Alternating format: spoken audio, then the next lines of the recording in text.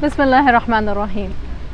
ازدواجی زندگی کی دو باتیں جس کی وجہ سے زندگی بنتی ہے جنت بھی جہنم بھی، ایک ہے محبت جو ہر وقت رہتی نہیں، آتی جاتی رہتی ہے کیونکہ یہ ایک جذبہ ہے، اور ایک ہے رحم جو اللہ سبحانہ و تعالی کی یاد دلاتا رہتا ہے، جو رب سے مانگیں تو ملتا جاتا ہے اور ہماری زندگیوں کو بہتر کرتا ہے۔ صلہ رحمی سے ہم بخوبی واقف ہیں، تو اپنے زوج کے ساتھ، اپنے لائف پارٹنر کے ساتھ رحم کرتے ہوئے رہنا ان پہ احسان نہیں ہے بلکہ اپنی ذات پہ احسان ہے۔ وہ کیسے کہ رب تعالیٰ کو پسند ہے رحم کرنا۔ اللہ سبحانہ و تعالیٰ نے قرآن کریم میں 266 ٹائمز الرحمن اور الرحیم کے ناموں سے اپنے آپ کو منسوب کیا ہے، جبکہ الودود یعنی محبت کرنے والا اسے 29 ٹائمز اس کو مختلف طریقے سے استعمال کیا ہے۔ مطلب یہ کہ یہ جو ہمارا کانسیپٹ ہے کہ شادیوں میں محبت ہوگی تو شادیاں بہت کامیاب ہوں گی، یہ سننا سے نہیں ہے۔ شادیوں میں رحم ہوگا، خدا خوفی ہوگی، اپنی ذات کو اپنی رب کے آگے رکھ کے بہتر بنانے کی کوشش ہوگی، اور اپنی رب کو راضی کرنے کی خاطر سب کو راضی کرنا ممکن تو نہیں پر کوشش جاری رہے گی، تو ہاں ہماری شادیوں میں برکتیں ضرور آئیں گی۔ گاٹمن انسٹیٹیوٹ شادی کے انسٹیٹیوشن پہ بات کرتے ہوئے 4 چیزیں بتاتے ہیں، لیکن وہ ایسی ہیں جو ہمارے رسول صلی اللہ علیہ وسلم نے اور جو قرآن نے بیسکلی ہمیں بتا دی ہیں آج سے 1400 سال پہلے۔ وہ باتیں کیا ہیں؟ سب سے پہلے ایک دوسرے سے بدگمان مت ہو۔ بدگمانی جیسے ہی جر پکڑنے لگے، آپ کے دلوں میں وسواس بٹھانے لگے، آپ کے دلوں میں شیطان، اسی وقت اپنے زوج کی، اپنے لائف پارٹنر کی کوئی اچھی بات یاد کر لو، اس سے حسن ظن رکھو، اس کی تعریف کرو۔ کیا خوبصورت بات ہے کہ رسول صلی اللہ علیہ وسلم ازواج المطہرات سے محبت سے، اٹینشن سے، افیکشن سے بات کرتے تھے، اور اسی طرح سے ازواج المطہرات جو تھیں، ہماری امہات المؤمنین جو تھیں، وہ رسول اللہ صلی اللہ علیہ وسلم سے نہایت ادب سے، احترام سے، اٹینشن سے بات کرتی تھیں۔ تو بات کیا ہوئی؟ بات یہ ہوئی کہ رحم محبت پہ فوقیت حاصل کرتا ہے۔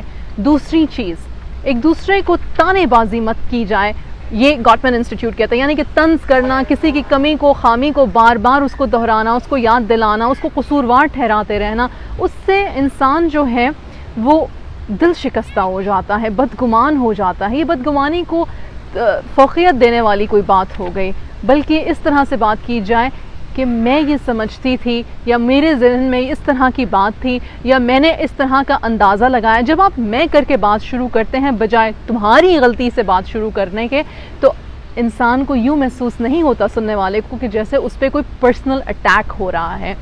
تیسری چیز ہے ڈیفینسونیس، یعنی کہ کوئی غلطی ہوئی ہے یا نہیں ہوئی ہے، یا بچوں کی تربیت میں کوئی کمی بیشی ہو گئی ہے، یا کوئی ایسا مسئلہ ہوا جس میں کہ ہم یہ کہیں تمہیں یہ پتہ ہونا چاہیے تھا، تمہیں کیوں نہیں پتہ تھا۔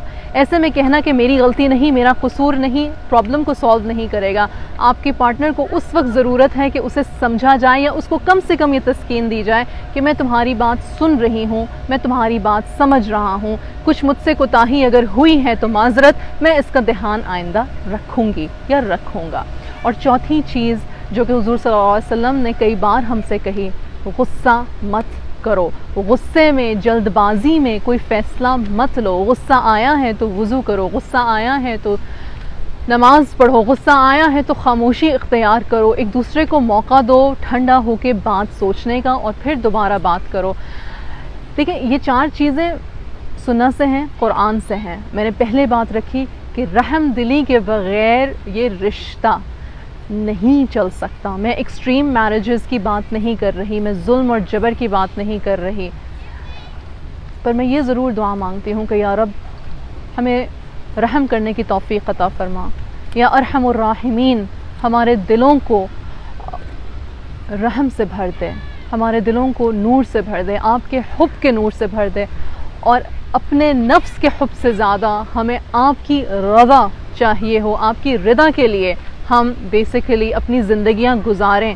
تو ہاں ایسے میں شادیاں ضرور کامیاب ہوں گی، گھروں میں برکتیں ہوں گی انشاءاللہ، اور بہت سارے ہمارے چھوٹے چھوٹے مسئلے جو ہماری انا کے ہیں، جو ہماری بدگمانیوں کے ہیں، وہ بھی شاید حل ہونا شروع ہو جائیں گے۔ انسان ہیں، خطا کے پتلے ہیں، انا سے اندھے ہو جاتے ہیں، پر جب یاد آ جائے کہ گھر ہمارا ابدی جو ہے وہ قبر ہے اور پھر لوٹ کے رب کے پاس جانا ہے. تو ایسے میں محبت سے زیادہ رحم ہماری ازدواجی زندگی کو خوبصورت بناتا ہے.